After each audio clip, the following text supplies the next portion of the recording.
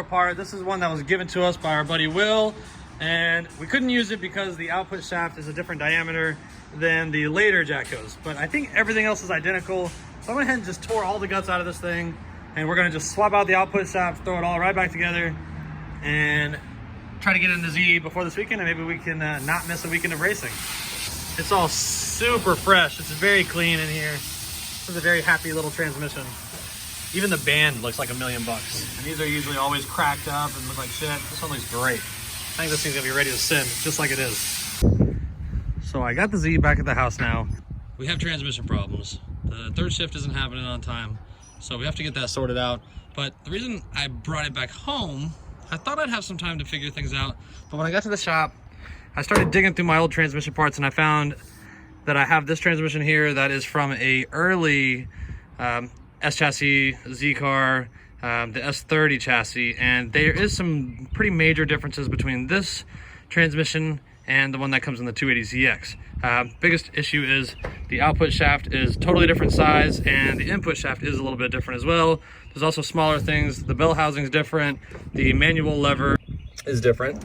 But besides that, everything's pretty much the same. The valve body's a little bit different, but they are interchangeable. So I was able to actually tear this down today and swap out the output shaft. So I had to pretty much gut this thing completely, swap out the output shaft. Luckily, everything just snapped right into place just like it should. Got a different input shaft in it and got it all back together. Didn't get much video of that, mostly because, well, I was at work, so I got to kind of be low-key about it. But I did get that all done today. It was super easy. I'm getting really good at ripping these Jatcos apart. So now my plan is tonight I'm going to start swapping out the two transmissions. All I got to do is swap the valve body and torque converter over to the new one, and that should take care of our 2-3 shift problem. And then we'll be making an appearance at the track again this weekend to see if we can get that 6. Hopefully we can get to a quarter mile back to Texas Motorplex and go for a 10. If not, we'll be at XRP going for a 6. So I've moved all the cars out of the garage and got the Z in here now. And I'm about to yank this tranny out. And it's just me tonight. Matt wasn't able to make it tonight, and I just want to get this over with. I'm off work tomorrow, so I'm going to go ahead and get this work done and just hang out, drink some beers, listen to some music, and just have it over with. And then we should be able to go racing Saturday as long as the tranny we're putting in it actually works out. So tranny's in the back of the truck. I'm going to just get everything undone up on top and then jack this thing way up in the air. Taking this tranny down on the garage floor is a pretty big pain in the ass, but I used my floor jack and this nice little piece of wood as a ramp, and we get her done.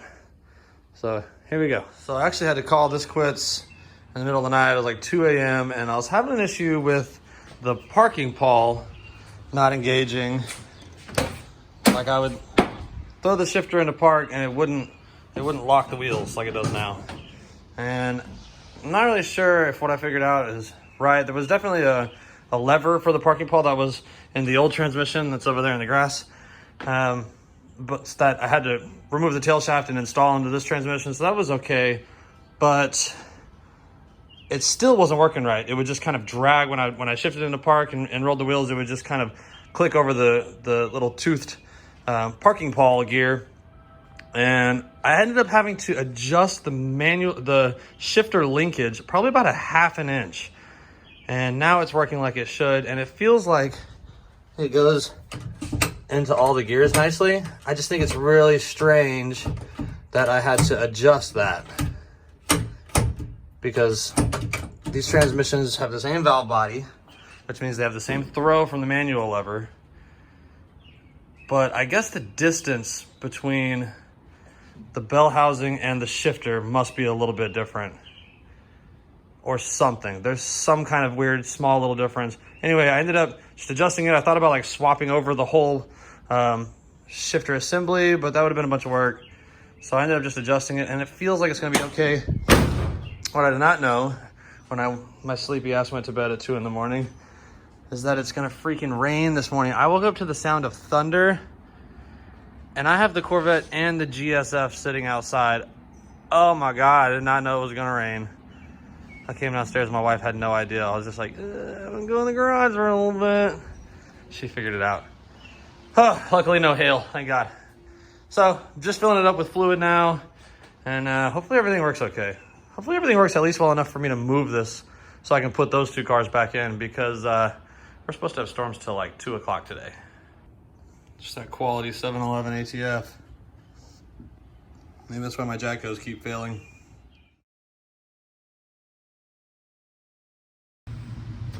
What's up, baby? Tonight's the night. Steve and I are here at the shop. We decided to go ahead and do the motor pull here just because we have the convenience of tools and lifts, and it's going to make everything a hell of a lot easier. But plan is tonight to get this motor out and get that motor at least sitting in on the motor mounts and stuff.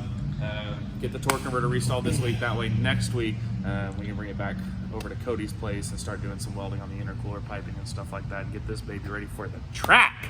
So we're getting started tonight. First things first, let's get this motor out.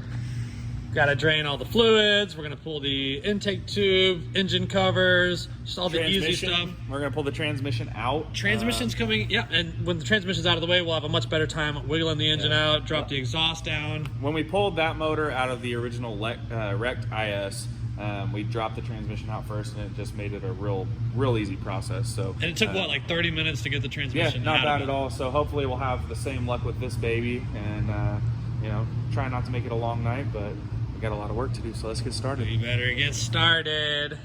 Ooh. Last time we were doing this, we were looking for someone to buy ours, Which never happened. Which didn't happen. This one's going to be making our race car go for at least a while. Damn, she looks solid, dude. She was fine. What a beautiful piece of Asian engineering. And I know it's Asian because it says right here. Japan. Asian. Japan. Sweet. Got it. And here's our little torquey boy. This is going to be getting restalled by PTC this upcoming week. Little, possibly known secret, one of the things that makes the Z so damn quick out of the hole is the torque converter. And we're going to be giving this one the same treatment. They're going to cut this thing open and change the stator around or whatever the hell they do. I don't know what they do. Black magic they work over there. And that's going to make us freaking fast. Help it get out of the hole. So now that the training's out of the way, now we can start focusing on everything that attaches the engine to the car and getting it out of here.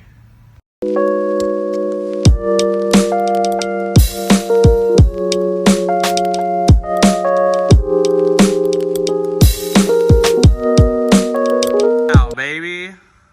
Did it, oh, baby. yeah. We pulled a perfectly good engine out of a perfectly good running car. Because that's what we do. Hello. I think our turbo is going to be sitting like right in front of this intake. Yeah. Throttle body. Oh, well, we'll find out. Maybe kind of, you know, hot intake air temps there for a minute so we get our shiny intake on her. Then it's going to be beautiful. But for now, that's that. We're out, baby. You are beautiful. So now we just need to roll wheel over the other engine on the stand and swap over everything we need to swap over and dump her back in there. Okay, so we're running into an issue. Because we don't have our standalone ECM yet, we plan to run the stock intake for now with the stock ECM. But getting this intake, I could already tell we were going to have issues. Getting this intake on here, that throttle body sits right over the turbine housing. And so that's just too close. It's going to be way too much heat on that intake pipe and the coupler, whatever we try to do. Or just fry the damn electric throttle body, who knows. So part of the problem, so there's a couple things going on here. One is that there's a turbo here now, and on the stock engine there wasn't. So this intake manifold didn't used to have that issue, but our manifold down here would probably allow us enough space to run our intake tube there, if not for this adapter here. So we have that adapter on there because all we have right now is a T3 turbo that we put on the Z a while back. And it's just something we had. This was just sitting in the garage. This was literally just something we were going to use to get the car going, make a little bit of boost, and then obviously switch out later. Like honestly, the stock ECM probably won't handle very much boost anyway. No. This is just something to run around and have a little fun while we get, you know, ready for the micro squirt and all the other big stuff that we have to do for it.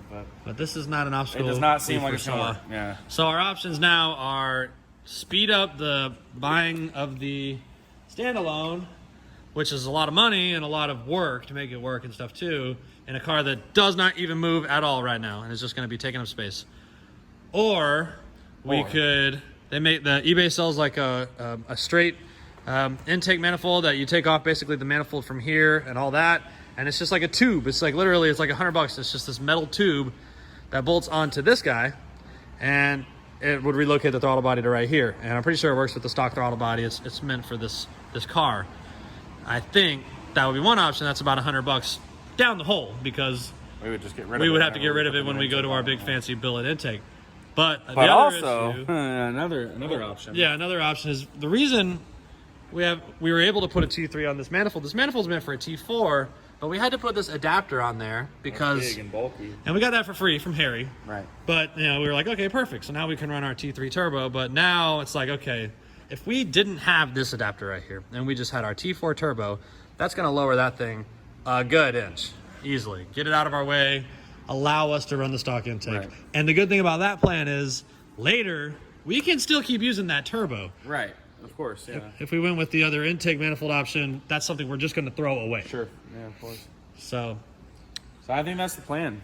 I think we're going to invest in a new little cheap turbo for now for the car. Cheap. Fit that T4 flange, and then that's going to eliminate all this issue right here. And we're going to see about other turbo options definitely when the car's in a position where we can be a little more serious. Right. For now, we just want to be able to get it back on the road and running and driving and have a little fun with it. Yeah, You know? I mean, we'd love to get a Force Performance turbo on here for sure, but that's not even something I'm going to explore until we got this car pretty much running and driving and ready to do some work. Because I don't want a fancy, badass Force Performance turbo just sitting on the engine in the shop. I don't want it to go on something that's not ready to rip, you know? Just sitting here collecting dust. No doubt. So, okay, well, we're going to go ahead and find us a super cheap T4 turbo for this thing, and that'll allow us to use this intake manifold. But cool. So we'll just we're trying to just get as much done tonight as possible. I'd really like to get that engine sitting in the car so we don't have two freaking engines hanging around. They kind of get in the way, and we don't want to piss off our coworkers and management and stuff. So, all right, that's the plan.